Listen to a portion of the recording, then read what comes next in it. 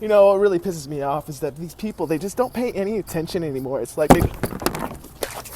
What's up, everybody? It's me back again. I really got a lot of support on the last video, so I thought that I would post another follow-up video answering some questions. First question was, how many grams per day was I taking? I was taking between 8 and 12 grams per day. That was at my highest point. I started out just taking about 1 to 2 grams per day, about a half a gram at a time, but that quickly escalated over the course of the following few months. Second question is, do I still have cravings?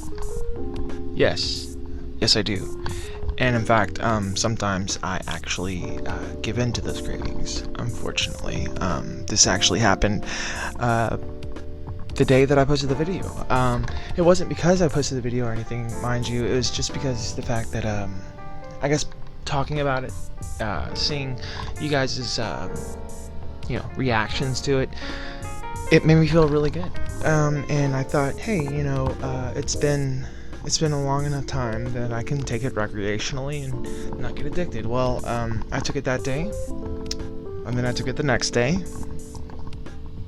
and then on the third day, I was like, I can't take it anymore, so I didn't, and lo and behold, withdrawals.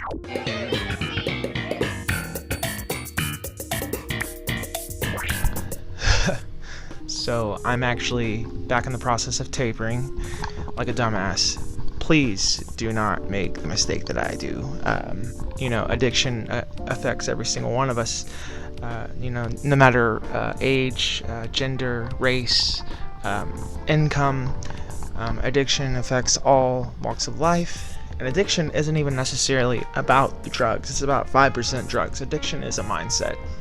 You relapse months before you actually put the drugs in your body. That's what my sponsor always said. And he's right. I was an addict whenever I was like 3 years old. I remember going to the kitchen and stealing like a bunch of cookies and running back to my mom's room, just like stuffing my face, and I knew that it was wrong, and I knew I was ashamed. I wanted to eat some cookies because I was 3 years old. What 3-year-old doesn't like cookies? I couldn't bring myself to say that I was an addict for a very long time. And when I was 16, I went to Bradford for methadone and Xanax at 16, and I thought that was normal until I told my girlfriend. She was like, that's not normal. A lot of things happened to me, like I lost, it's kind of personal, but I lost my virginity to my babysitter when I was like 8. I had repressed it for so long.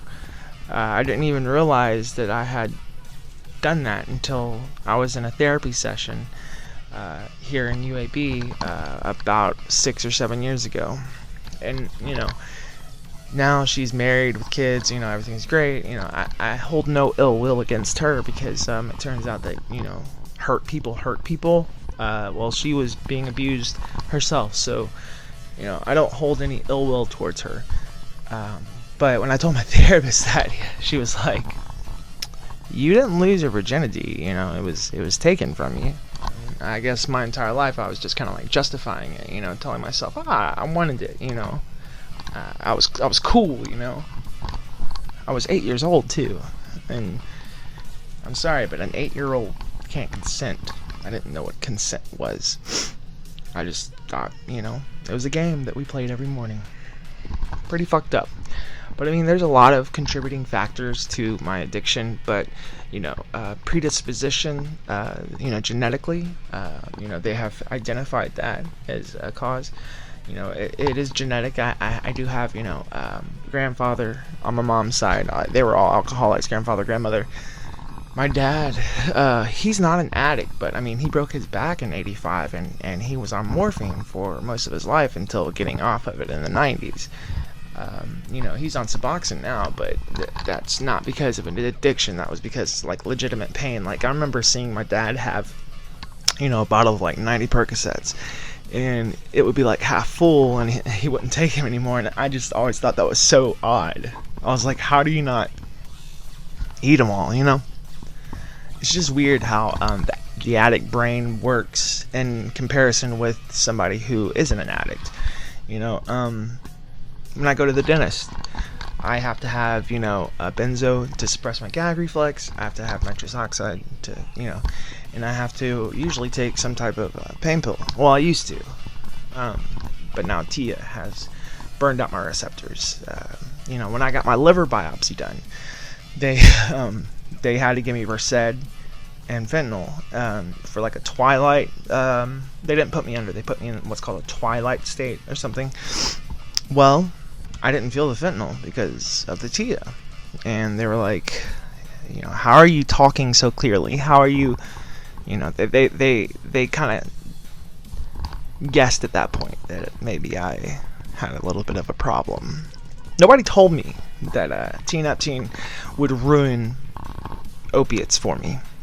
I mean, every opiate. I mean, even like if I were to go out and get heroin right now that was like mixed with fentanyl, I could do the entire gram, an entire 8-ball, shoot it up, maybe catch a little bit of a nod. But because of Tia, my tolerance is so high, my receptors are so burned out, it wouldn't kill me. It wouldn't work. That's why it's always really dangerous, whenever people get clean. And they forget that. They forget that the tolerance resets. Well, mine hasn't reset yet. It takes months, sometimes years, to reset tolerance. I mean, your brain is literally rewiring itself. Your reward system and your hypothalamus and hippocampus have been completely rewired. Usually, when we hug the person we love, or bust a nut, or eat a chocolate chip cookie, these dopamine, serotonin, they're released into our bloodstream, and this can happen with exercise, sex, whatever. But us Tia addicts, we have rewired our brain to where when I even just think about pouring that white powder on a single ply tissue paper and balling it up and parachuting it, I don't necessarily salivate, but like I can feel my heart start to beat a little faster. I will say this: it is good that it is banned. I'm against prohibition and everything, but the fact that you could go into a store and buy it without any ID, with no age check, and without any warning, it's to exactly what it is. That's harmful. That's extremely harmful. Now, people who know the risks, who know the chemical makeup, who know the effects, I think that, ordering it online via internet should definitely still be allowed, but of course it's not. They're about to outlaw Delta 8 as well. Delta 8 ban. They're voting on it, I think, like today or yesterday.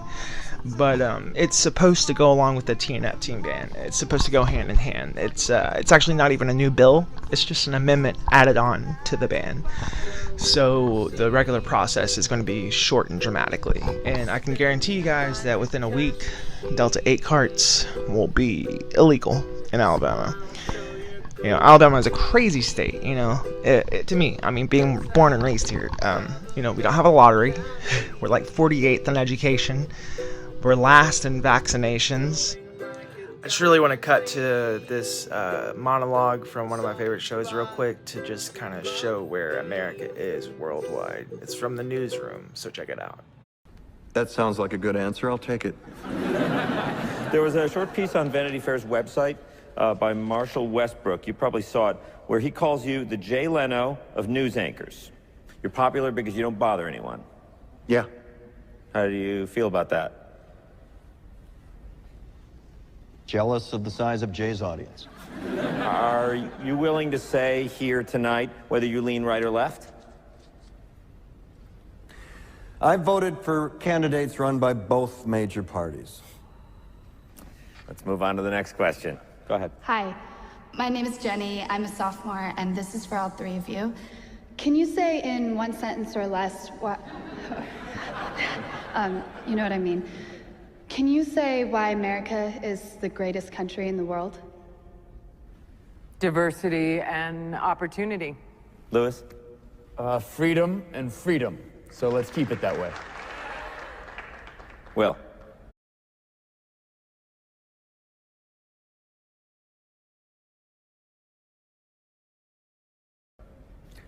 The New York Jets. No, I'm going to hold you to an answer on that. What makes America the greatest country in the world? Well, Lewis and Sharon said it. Diversity and opportunity and freedom and freedom. You don't look satisfied. I want a human moment from you. What about the people? Why is America Not the greatest country in the world, Professor. That's my answer. You're saying... Yes. Let's talk about... Fine. Sharon, the NEA is a loser. Yeah, it accounts for a penny out of her paycheck, but he gets to hit you with it anytime he wants. It doesn't cost money. It costs votes. It costs airtime and column inches. You know why people don't like liberals? Because they lose. If liberals are so fucking smart, how come they lose so goddamn always? Hey, and with a straight face, you're gonna tell students that America is so star-spangled awesome that we're the only ones in the world who have freedom? Canada has freedom. Japan has freedom. The UK, France, Italy, Germany, Spain, Australia, Belgium has freedom. So 207 sovereign states in the world, like 180 of them have freedom. All right. And yeah, you, sorority girl, just in case you accidentally wander into a voting booth one day, there's some things you should know. And one of them is, there is absolutely no evidence to support the statement that we're the greatest country in the world. We're 7th in literacy, 27th in math, 22nd in science, 49th in life expectancy, 178th in infant mortality, 3rd in median household income, number 4 in labor force, and number 4 in exports. We lead the world in only 3 categories: number of incarcerated citizens per capita, number of adults who believe angels are real, and defense spending, where we spend more than the next 26 countries combined, 25 of whom are allies. Now, none of this is the fault of a 20-year-old college student, but you nonetheless are, without a doubt, a member of the worst generation ever. So when you ask what makes us the greatest country in the world, I don't know what the fuck you're talking about. Yosemite?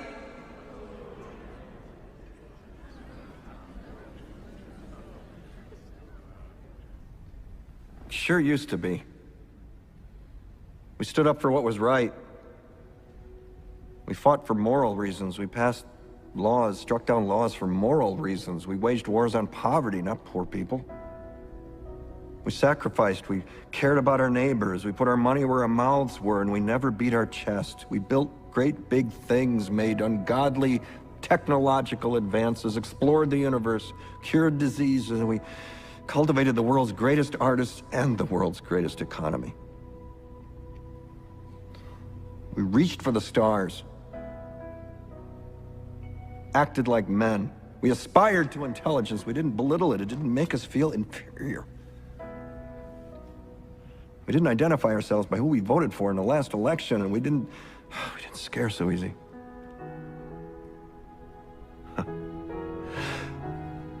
We were able to be all these things and do all these things because we were informed by great men, men who were revered. First step in solving any problem is recognizing there is one. America is not the greatest country in the world anymore.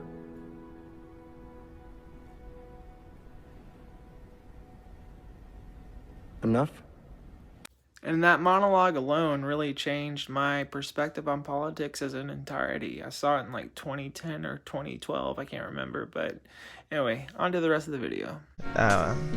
Nationwide, you know, we spend way more in Social Security benefits, unemployment benefits, government assistance than we pay into the Fed. You know, blue states like New York, California, Maine, they have a surplus of, you know, their state benefits and how much they pay in federally. And Alabama, we have been running a deficit for decades, and yet everybody still always votes Republican. I don't understand why people vote against their own best interests. I saw this woman who was on Social Security insurance, and she was getting SSI. She was on a fixed income, and she just votes R all the way down. And I'm like, ma'am, do you not realize that you are voting to cut your own benefits? And she doesn't care. You know, these people, they don't care. They see these hot button issues like, you know, pro-choice, pro-life, equal rights, the transgender bills. You know, I'm not here to talk about politics, but I'm saying that these things don't really matter. I mean, whether you're against them or you're not, that's fine. But when it comes to the economy and money in your pocket, these Republicans are tricking these very misinformed or underinformed individuals into voting against their own best interest. And on top of that, the 2020 census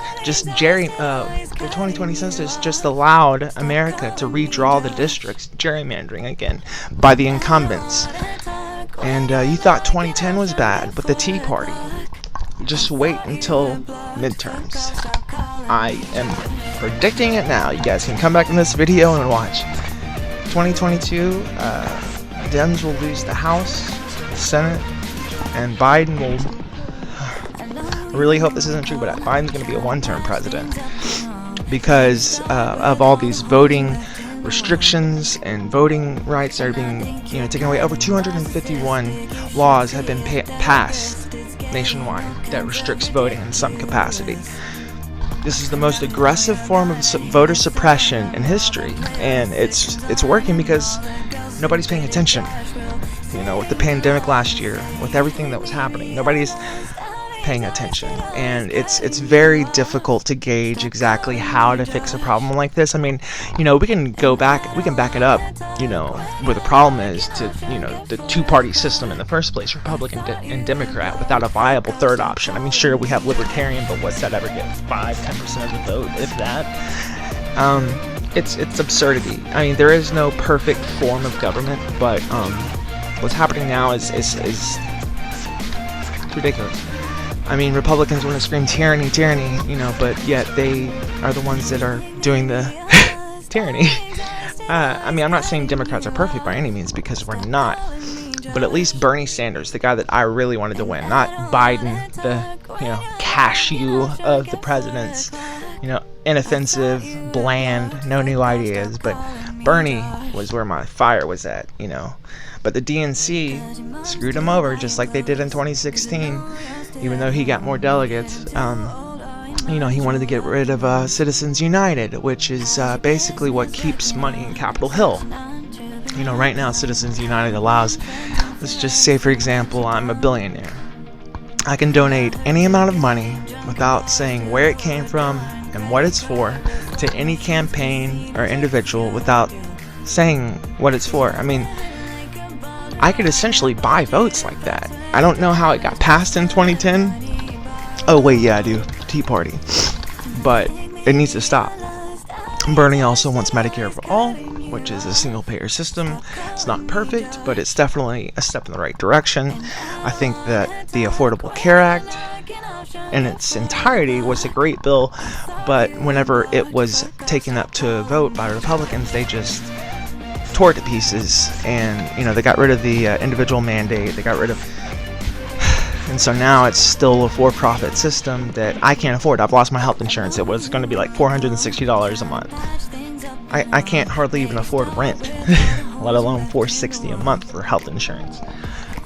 Bernie had some great ideas, like universal basic income, where they've been implementing this policy in states or in cities across America, in San Francisco and New York and Texas, where people are given $1,000 a month without any strings attached, right?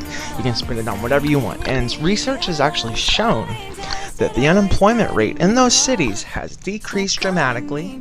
Retention rates of employment has increased dramatically. The overall well-being of the population is increased by over 22%. Turns out when people aren't worried about not having, not having a place to live, when they have that $1,000 safety net, they want to work more. They take pride in their work. Nobody enjoys sitting on their ass at home. It might be fun for a week, maybe a month or two. Eventually, it gets old really fast.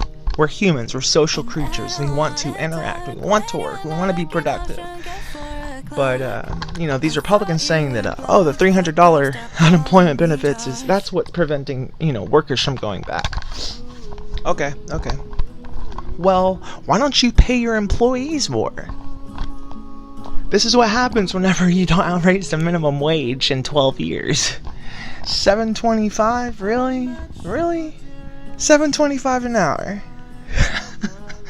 You can't even afford a studio apartment working full time on that salary. I mean, it's ridiculous. And their argument is, oh, well, you know, cost of items and services will skyrocket if we increase the minimum wage to $15. And what's funny is that $15 is actually not even keeping up with inflation. If it was keeping up with inflation, wages would be $24.50 an hour. Yeah. And people don't realize that, you know, Denmark has a minimum wage at $22 an hour, yet a Big Mac in Denmark is still 20 cents cheaper than a Big Mac here in McDonald's. We need to hold these corporations accountable and stop letting them subsidize their employees' pay with the customers' money. That's like half of all of Walmart. All of their employees, half qualify and need government assistance like food stamps, TARP, SNAP benefits. And the website shows them how to apply. That's my money. That's your money that's subsidizing this corporation's employees' wages. You know, and if you're a server, you get paid $2.13 an hour, $2.13 an hour, because you get tips. I never will understand tipping. I mean, I've been in the service industry my whole life. You know, I'm a college graduate. Marketing management is my degree, and just because, you know, I had one little fuck up in 2016 for possession, now I'm a felon, and I can't. My job scope is extremely limited. Anyway, I just kind of wanted to talk to you guys, get back on track with, you know, with the TNF team and everything. Sorry for going off on a rant. I had a lot of things that I wanted to talk about. But anyway, I appreciate you guys, and if you guys like this video, please give it a like, subscribe, leave me a comment. If you hated it, leave me a comment. Tell me how much I suck. Anyways, thanks you guys, and we will see you again soon.